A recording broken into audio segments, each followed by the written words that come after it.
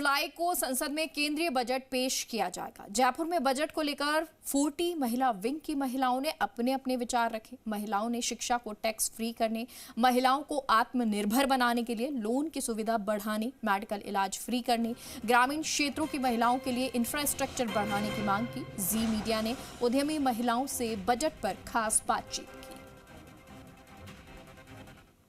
सरकार का कल संसद में बजट पेश होने जा रहा है। उससे पहले लोगों के बीच में चर्चा का विषय बन चुका है कि कल कैसा बजट आएगा, महंगाई को लेकर, इंफ्रास्ट्रक्चर को लेकर या फिर अन्य और सभी चीज़ों को लेकर। महिला विंग की अध्यक्ष हैं, उनसे बात करेंगे। सबसे पहले मैम, आप लोगों ने अपनी विंग की ओर से केंद्र सरकार को प्रपोजल भी भेजा होगा, क्या मांग रखी है इस बार बजट ऐसा होना चाहिए?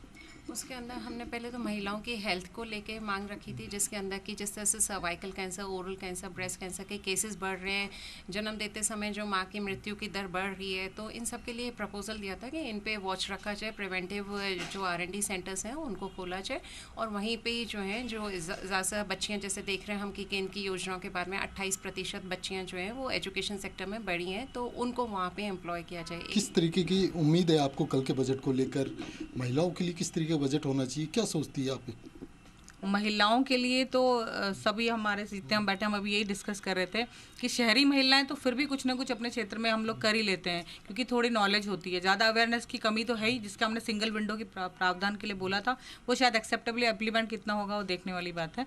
लेकिन ग्रामीण विकास की ओर ज़्यादा ध्यान देना चाहिए, क्योंकि ग्रामीण महिलाओं को आप आगे लेके आए। जैसे मेक इन इंडिया वाली जो थीम थी उसमें काफ़ी लोग आत्मनिर्भर और बहुत अच्छी थी, लेकिन उसमें वापस उसके लिए ग्रामीण महिलाओं को अगर हम आगे लेके आएंगे तो उसके लिए ग्रामीण जो हमारा भारत है वहाँ का MSME और SME जो कि फंड प्रोवाइड कराता है, कहा जाता है स्टार्टअप के लिए लोन दिया जाएगा, लेकिन वहीं पे पूंजी नहीं है, पूंजी का अभाव है। MSME ग्रामीण भारत के MSME और SME डिपार्टमेंट में पूंजी का अभाव है।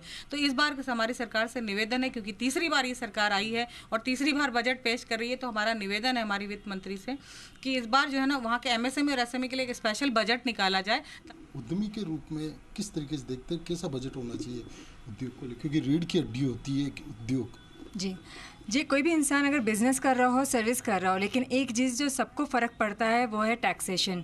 तो मुझे लगता है कि अगर हम कुछ पिछले साल के डेटा को अगर हम देखते हैं तो टैक्सेशन के अंदर बहुत ज़्यादा कुछ खास चेंजेस आए नहीं हैं। और अगर हम हायर इनकम ग्रुप को अगर देख रहे हैं, उनको लोन्स भी बहुत ईजिली अवेलेबल होता है। और अगर हम लोअर क्लास के लोगों की भी अगर हम बात करें तो उनके लिए भी बहुत सारी गवर्नमेंट स्कीम्स लेके आ रही हैं। लेकिन अगर कोई जो वर्ग जो असली में खप रहा है वो है मिडिल क्लास, क्योंकि उनको अपने लोन भी लेने के लिए उनको अपनी क्रेडिबिलिटी प्रूव करनी पड़ती है। एट द सेम टाइम जो भी वो कमा रहे हैं वो अगर टैक्सेशन में ही अगर दे देंगे तो उनके पास अपना बस एक खर्चा निकालने का ही पैसा बचता है। कल जो बजट आएगा केंद्र सरकार का, कितना लोगों के जो अपेक्षाओं पर खरा उतरेगा? कैमरा पर्सन संजय कुमरे के साथ दामोदर प्रसाद, जी मीडिया जयपुर।